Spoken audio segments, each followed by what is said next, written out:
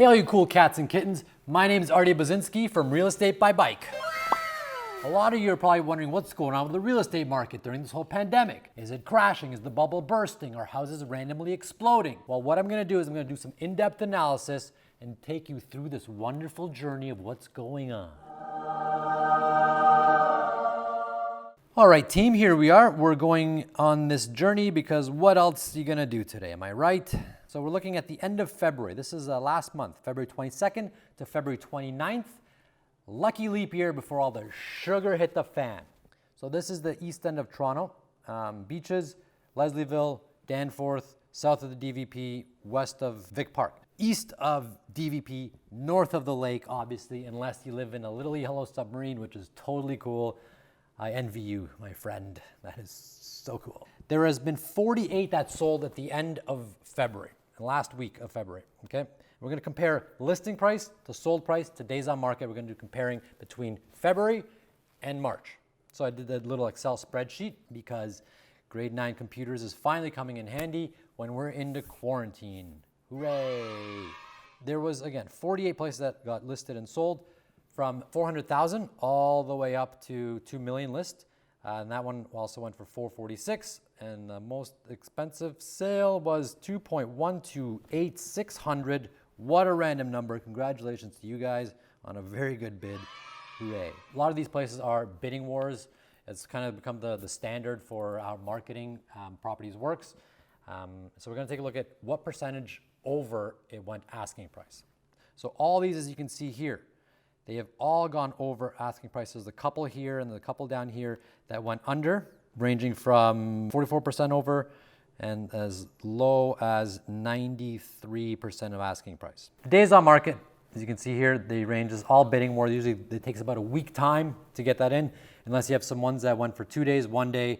You can see here like 0 days, which is they went in with a bully offer and it kind of get taken right away. And the average days on market is 5.69. Ooh, 69, nice one. The average just under a million. The listing price here sold for 1.1579 average and about 16% above asking price. Just so you know, we're going to take that information and compare it with what happened in March. Okay, we'll change the data here to March 24th to March 31st. So this is what happened this past week.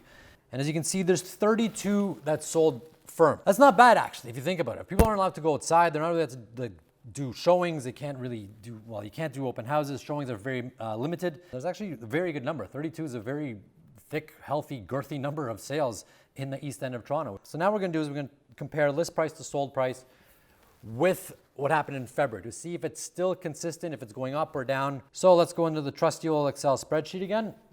Kat, you going up? Go. Nice. You can do it. Now that is good isolation. So we're going to go into the Excel spreadsheet for what happened in March. This one went 35% over. This one went 4% over. Some went under.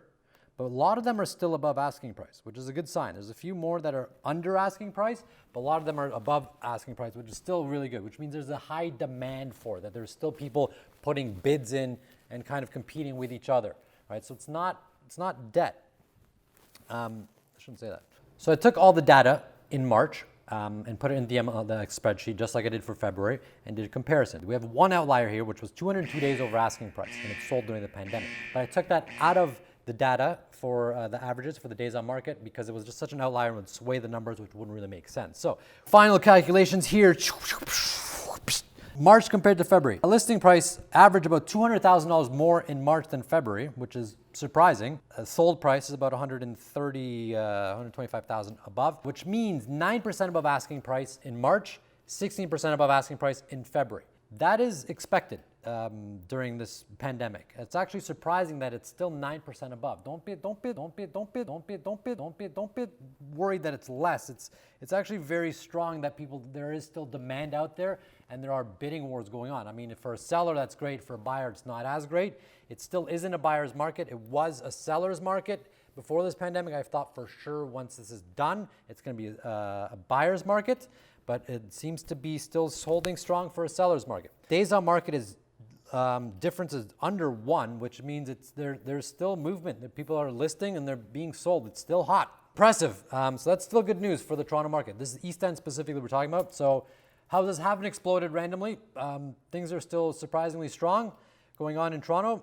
Before we go, if any of you guys are considering buying or selling, reach out to me and my team. We'd be very happy to help you and guide you through this very confusing time. Right, Kiki? Yeah. In the meantime, guys, stay safe out there. Do some exercises. Be good to each other. Stay sane. Bye. All right. Don't forget to comment down below. Let me know if you want me to do an analysis of your neighborhood. And also don't forget to subscribe. You have 5 seconds. 4, 3, 2,